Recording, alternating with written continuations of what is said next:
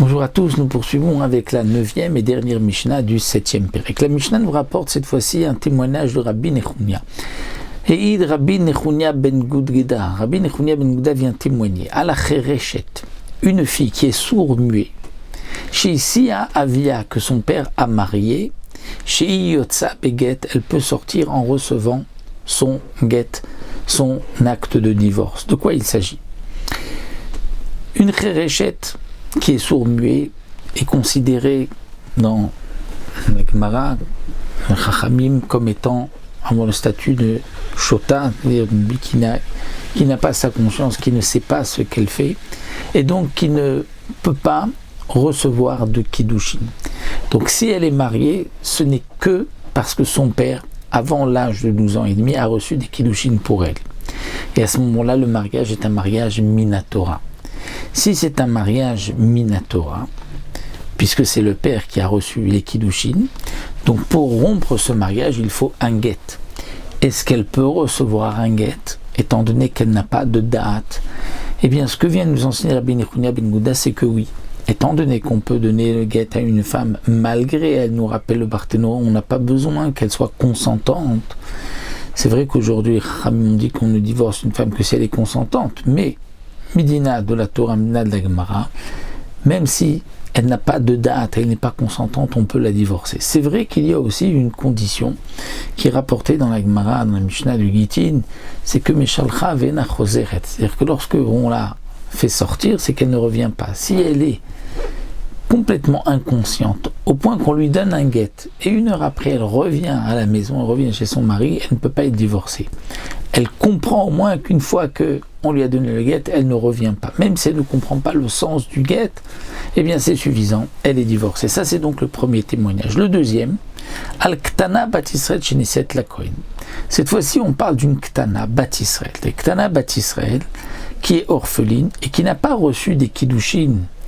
Donc elle est mariée à un Kohen, mais le Kohen n'a pas donné des Kiddushin à elle-même et ne les a pas donnés à son père. À ce moment-là, ça aurait été un mariage minatora, il n'y aurait pas eu de problème. C'est sûr qu'elle peut manger de la terouma. Mais ici, il s'agit d'une ktana orpheline que les kiddushin se sont faits par la mère ou le frère. Et à ce moment-là, ce ne sont que des kiddushin midera banan. Puisque c'est midera banan, elle n'est pas vraiment minatora, la femme du Kohen. Est-ce qu'elle peut manger de la terouma? Elle n'est pas Kohenette, elle est fille d'Israël. Eh bien, Rabbi Nechunia ben Gudgeda vient témoigner chez Ochelet bitrouma. Elle peut manger de la terouma, mais pas la terouma qui est minatora, mais la terouma qui est midera banan. Parfois, il y a une obligation de prélever la terouma que midera banan. On va prendre un exemple de terouma midera banan. D'après beaucoup de rishonim, le din de la terouma ne concerne que le raisin et les olives, et la récolte bien sûr, mais les autres fruits des arbres, ce n'est que midera banan. Ou bien, après tout le monde, les légumes, il n'y a qu'une obligation, midera banan, on va prélever la terouma. Cette terouma peut être donnée à manger à cette ktana, qui elle n'a qu'un mariage midera banan. On aurait pu croire qu'on va interdire, comme dit le Barthénois, de lui donner de la terouma midera banan, de peur qu'on va lui donner la terouma minatora, la terouma de la récolte, la terouma du raisin, la terouma des olives. Eh bien non. C'est ce que vient témoigner Rabbi Nechunia ben Gudgeda. On ne craint pas, on lui permettra de manger de la terouma uniquement midera banan, puisqu'elle est mariée, c'est un kiddushin qui sont midera banan. Veim meta, et si elle décède, Baala yorsha, son mari peut hériter de ses biens. Normalement, il n'y a pas donc d'héritage, le mari ne peut pas hériter sa femme si ce n'est pas un mariage qui est minatora. Et donc l'argent qu'elle laisse au moment de son décès, lorsqu'elle part, devrait appartenir aux proches parents de cette petite fille. Malgré tout, les Chachamim ont dit que son mari va hériter de ses biens, et ça c'est une takana midera banan, que bien que le mariage n'est que midera banan, il recevra en cas de décès l'héritage, donc ce qui appartenait à sa femme.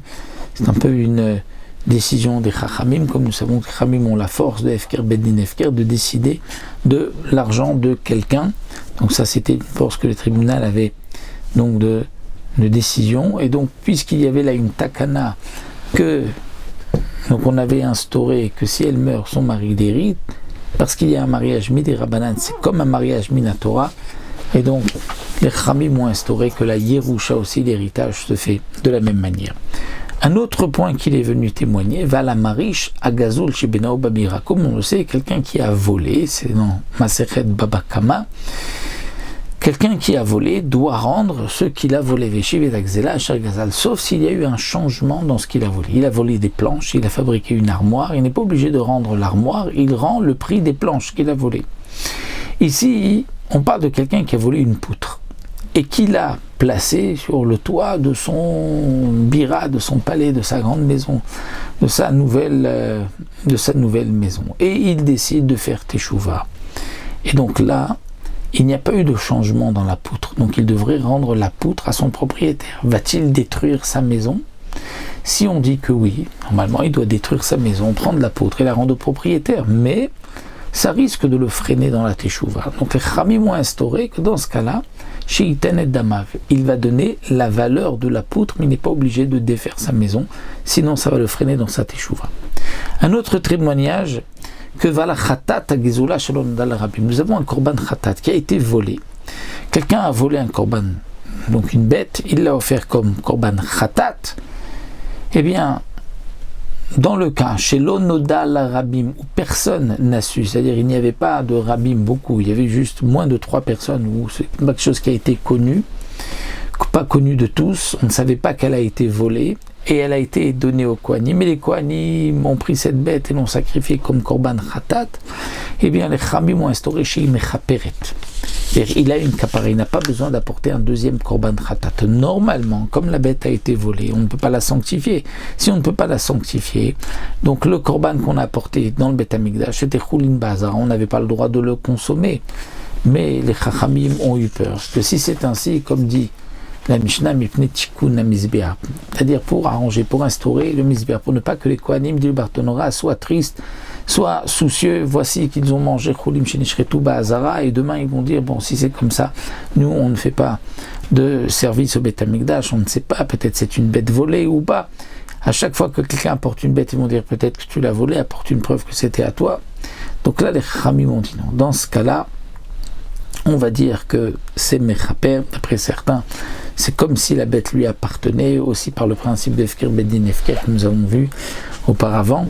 Et donc les Khamim ont dit ça appartient au voleur, il a acheté la bête, donc il a volé la bête, mais il a ensuite sanctifié, donc c'est un korban khatat, et donc ce que les Kohanim ont mangé, c'était dans les règles. D'après d'autres, même si effectivement il n'avait pas la possibilité d'offrir la bête, mais les Khamim ont dit il ne faut pas être triste, dire on va dire ça y est, il a déjà eu sa kapara, donc les Kohanim ne vont pas chercher derrière. C'est vrai que normalement il devrait apporter un autre korban d'après cet avis, mais les Khamim l'ont dit, tu restes chez Valta, c'est-à-dire n'apporte pas de korban, tu n'es pas chayav, afin que ça ne soulève pas de questions et que les Kohanim ne se disent pas, tiens, dans ce cas-là, on ne va plus apporter, sacrifier les corbanotes des uns et des autres ou des gens qu'on ne connaît pas, de peur que c'est peut-être une bête volée. Donc voici pour les témoignages que nous avons vus ici dans la dernière Mishnah, les témoignages de Rabbi Nechunya ben Gudgeda, et Bezrat Hashem, on se retrouvera pour le dernier Pérec de Masechet Eduyot.